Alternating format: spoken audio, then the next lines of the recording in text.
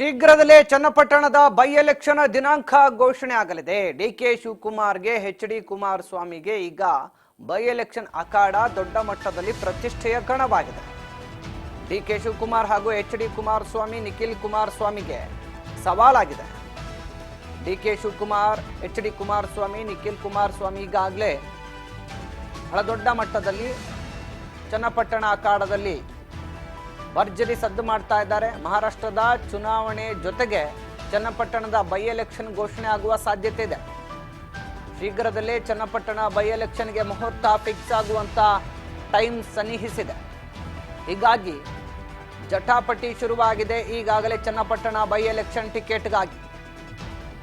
ಬಹಳಷ್ಟು ದಿನಗಳಿಂದ ಚರ್ಚೆಯಲ್ಲಿದ್ದಂಥ Channapatna by election ticket ವಿಚಾರ ಈಗ ಮತ್ತೆ ಮುನ್ನೆಲೆಗೆ ಬಂದಿದೆ. ಶೀಘ್ರದಲ್ಲೇ ಚನ್ನಪಟ್ಟಣ ಬೈ ಎಲೆಕ್ಷನ್ ದಿನಾಂಕ ಘೋಷಣೆ ಆಗುವ ನಿರೀಕ್ಷೆಗಳಿದೆ. ಮಹಾರಾಷ್ಟ್ರದ ಚುನಾವಣೆ ಜೊತೆಗೆ ಬೈ ಎಲೆಕ್ಷನ್ ಚುನಾವಣೆಯ ದಿನಾಂಕಗಳು ಘೋಷಣೆ ಆಗೋ ಸಾಧ್ಯತೆ ಇರೋದ್ರಿಂದ ಈಗಾಗಲೇ ಡಿಕೆ ಶಿವಕುಮಾರ್ ಮತ್ತು ಎಚ್.ಡಿ. ಕುಮಾರಸ್ವಾಮಿ ಪ್ರತಿಷ್ಠೆಯಾಗಿ ತೆಗೆದುಕೊಂಡಿದ್ದಾರೆ ಚನ್ನಪಟ್ಟಣ ಉಪಚುನಾವಣೆಯನ್ನ. ಹೀಗಾಗಿ ಸ್ವತಃ ಡಿಕೆ ಶಿವಕುಮಾರೇ ಅಖಾಡಕ್ಕಿಳಿಬೇಕು ಅನ್ನುವಂತ ಇರಾದೆಯಲ್ಲಿದ್ದಾರೆ. ಸೊ ಈ ಬೆನ್ನಲ್ಲೇ ಡಿಕೆ ಶಿವಕುಮಾರ್ಗೆ ಟಕ್ಕರ್ ಕೊಡೋದಕ್ಕೆ ಎಚ್.ಡಿ. ಕುಮಾರಸ್ವಾಮಿ ಸ್ವತಃ ಪುತ್ರನನ್ನ ಅಖಾಡಕ್ಕೆ ಇಳಿಸುವಂತ ಎಲ್ಲ ತಯಾರಿ ಮಾಡ್ಕೊಳ್ತಾ ಇದ್ದಾರೆ.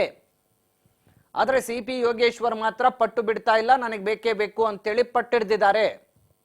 ಈ ಎಲ್ಲ ಬೆಳವಣಿಗೆಗಳು ಕೂಡ ಬಹಳ ದೊಡ್ಡ ಮಟ್ಟದಲ್ಲಿ ರಾಜ್ಯ ರಾಜಕೀಯದಲ್ಲಿ ಮತ್ತೆ ಸಂಚಲನಕ್ಕೆ ಕಾರಣ ಆಗಿದೆ.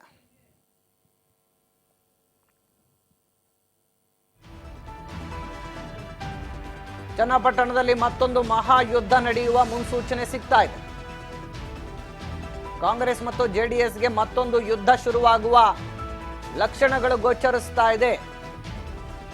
ನಿಖಿಲ್ಗೆ ಟಿಕೆಟ್ ಕೊಡಿಸಲು ಕುಮಾರಸ್ವಾಮಿ ಪ್ಲಾನ್ ಮಾಡ್ತಿದ್ದಾರೆ ಅನ್ನುವಂತ ಮಾಹಿತಿ ಇದೆ. ಚನ್ನಪಟ್ಟಣದಲ್ಲಿ ನಿಖಿಲ್ ಸ್ಪರ್ಧೆಗೆ ಒಲವು ತೋರ್ತಾ ಇದ್ದಾರೆ ಎಚ್.ಡಿ. ಕುಮಾರಸ್ವಾಮಿ. ಚನ್ನಪಟ್ಟಣದಲ್ಲಿ ಮತ್ತೊಂದು ಮಹಾಯುದ್ಧ ಶುರುವಾಗುತ್ತಾ ಹಾಗಾದ್ರೆ?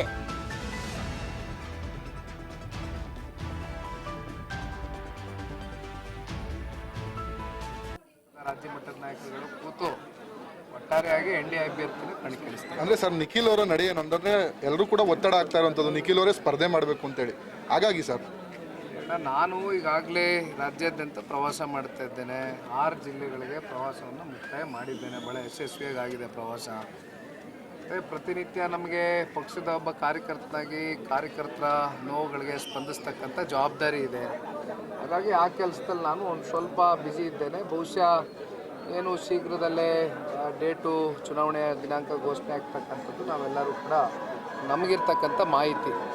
ಹಾಗಾಗಿ ಆ ಹಿನ್ನೆಲೆಯಲ್ಲಿ ಇವತ್ತು ಕೇಂದ್ರದ ಸಚಿವರಾಗಿರ್ತಕ್ಕಂಥ ಸನ್ಮಾನ್ಯ ಕುಮಾರಣ್ಣ ಅವರ ಸಮ್ಮುಖದಲ್ಲಿ ಒಂದು ಬಹಿರಂಗ ಸಭೆಯನ್ನು 5 ಜಿಲ್ಲಾ ಪಂಚಾಯಿತಿ ವ್ಯಾಪ್ತಿಗಳಲ್ಲಿ ಇವತ್ತು ನಮ್ಮ ಪಕ್ಷದ ಕಾರ್ಯಕರ್ತರುಗಳು ಮುಖಂಡರುಗಳು ಏರ್ಪಡಿಸಿದ್ದಾರೆ. ಅದಕ್ಕೆ ಬಂದಿದ್ದೇವೆ. ಇಲ್ಲಿ ಕೇಂದ್ರದ ನಾಯಕರುಗಳು ಕೂತು ತೀರ್ಮಾನ ಮಾಡಬೇಕು. 2 ಪಕ್ಷದ ರಾಜ್ಯ ಮಟ್ಟದ ನಾಯಕರುಗಳು ಕೂತು